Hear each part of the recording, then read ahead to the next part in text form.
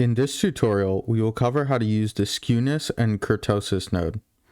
Skewness and kurtosis are both measures of the shape of a dataset compared to a normal distribution.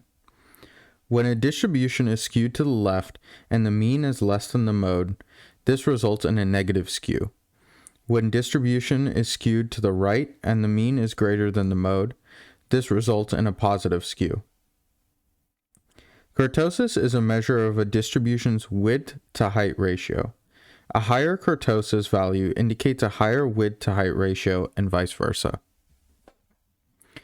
Here in the node configuration pane, the only thing the user needs to do is to select the columns for which they want to calculate skewness and kurtosis.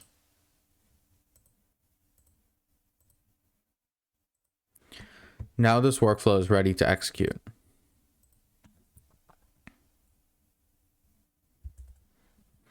Here in the execution page, we can see that after the node executes, it generates a table that shows the skewness and kurtosis values for each of the selected columns.